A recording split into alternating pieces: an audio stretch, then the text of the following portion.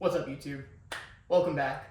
Today I am doing episode 1 of my EM2 Honda Civic budget build, and basically over the next few months I'm going to be tracking how much it costs to build a reliable daily that you can take to car meets, you can take to car shows, and overall just build a nice car out of something that's kind of a junker. So I picked up the car for, $800. I had another car for $800, and I traded it with one of my buddies for this car. So technically I got it for $800.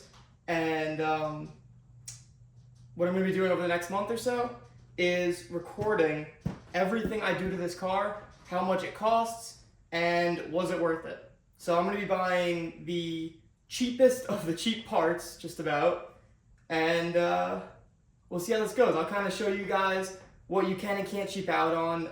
By no means am I a master mechanic, so I'll learn a lot. I'll give you guys tips and tricks along the way, and yeah, it should be fun. So I'll show you the Civic, and I'll talk a little more about it. It has the D17A1 motor, which means no VTEC, which means no speed. But where it lacks in speed, it makes up in reliability, and it's not the worst motor in the world. I mean, there's worse platforms to build off of, but the highlight of this car is that it's cheap. You can find these things pretty reliably off Facebook Marketplace for about $2,000, and obviously it'll have its flaws, as there are rust spots just about all over this car. Headlights need a restoration, front bumper, I might end up just replacing it with the KBD one. It starts right up, so I'll hold off on the battery for now. Tires are good for the most part. I will do wheels and tires in the series, though. Let me show you more of the issues with the paint. I think back here it's got some rough spots. Yeah, so obviously it's not a show car, and it's nothing to write home about. It's just an 04 Civic, stick shift. And while it's not a super fast car, these things are a ton of fun. Easy to drive. They have back seats, which is huge. I'm a Miata guy, I'm not used to that. And yeah, they're super, super cheap. So maybe you'll pick one up after the series. Now, when you buy a car like this that you're looking to modify, it is super important to first make sure that it's all kept up with the maintenance. So I got the oil, which is 5W30. It's a little thicker than the recommended 5W20, but it is a hot summer right now, so it's better to run a little bit thicker. I'm using the S731XL oil filter, STP. You could get away with just the regular one, not the extended life, but it's like $5 more. And AutoZone was doing a deal where you also get a cabin filter, which yeah, I was gonna do a regular air filter, but the kid who had the car before me did a cold air intake, which we'll probably be getting rid of in the series or boxing it off or something.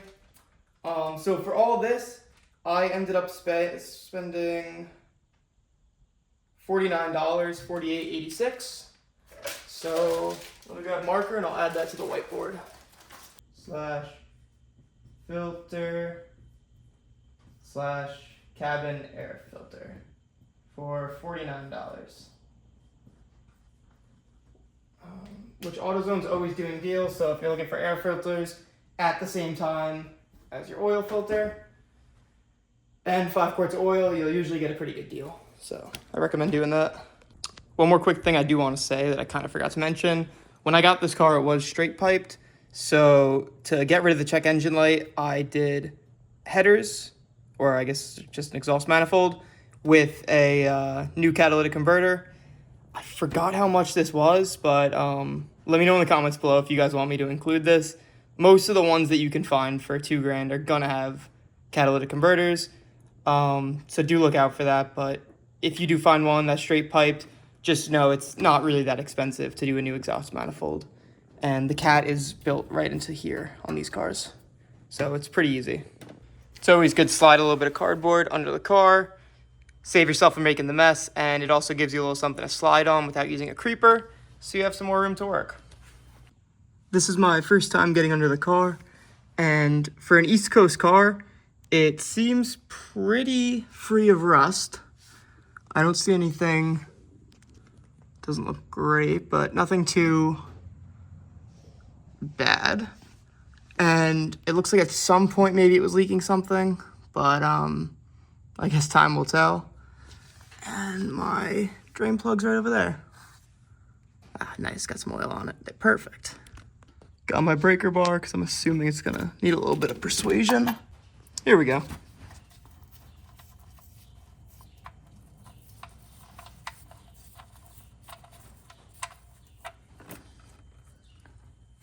It's not as bad as I expected. It actually doesn't look awful. Yeah, so you wanna get out of the car, we'll clean up this bolt and let everything drain for a little bit. I'm gonna use a little bit of WD-40 just to clean up my bolt. Now, you really should change out these washers, but I forgot to buy one, and this one kind of looks fun.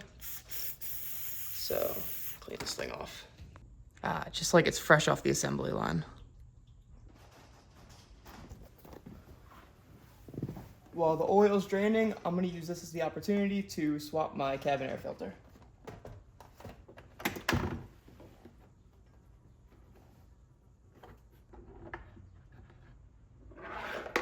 They're just these two little things to push in on the side, and your glove box will drop. Now we're gonna remove this housing cover and pull this straight out. And there she is. Yeah, this one's pretty dirty, so it's a good thing we got the new one. I'm actually just realizing now that this was tucked in, but there are two. So awesome. Let's get these crusty ones out of the way. Perfect.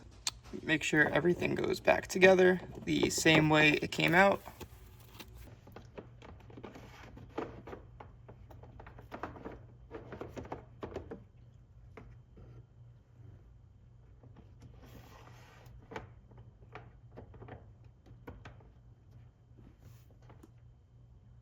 Perfect.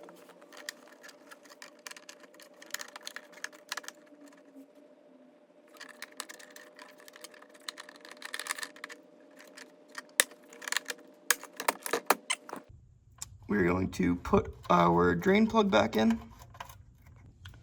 making sure this thing's all the way torqued down.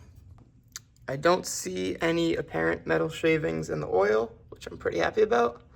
So we're good to pull the filter and start to get the new one on. So I didn't have a filter wrench, but my neighbor did, so shout out to Morgan. But this thing was on there so tight, and it's coming now. Now we're gonna prime the filter.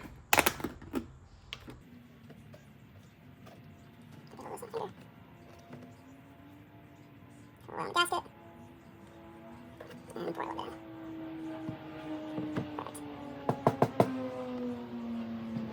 That's why you put that one in.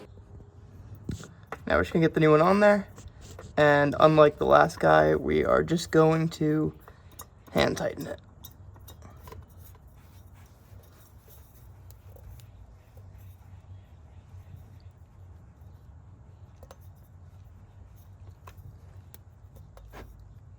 That's all it needs.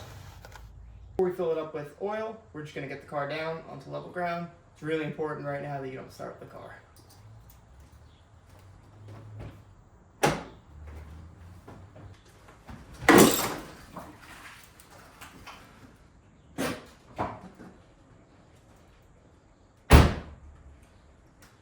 Perfect.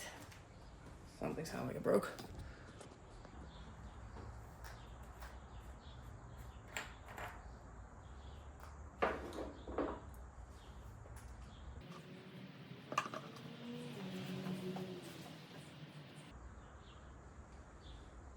Okay, now it says to use about 3.5 quarts.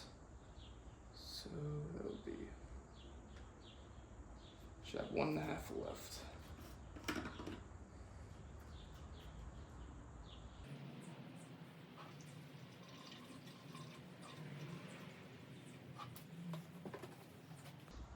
Now let's put the cap back on.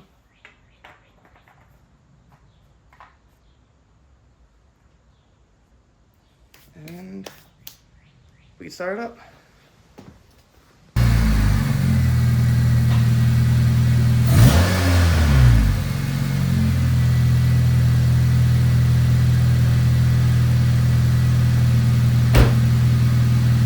Good to let it run for a few minutes, let all the oil cycle through the motor, and then we're going to shut it off and just check the levels of everything, make sure I topped it all off, and if it needs any more, we'll add a little bit more.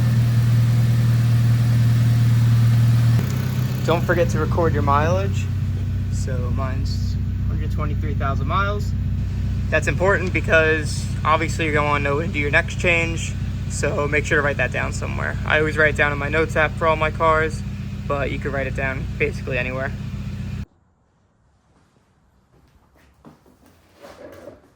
So for $49, we did a oil change and a cabin airflow swap. So honestly, $49, can't really go wrong, especially a Honda. If you take care of these cars, they will live forever. So it's really important that you keep up to date with all your maintenance, and it's kind of the only maintenance thing I got here, other than like cleaning the headlights, stuff like that.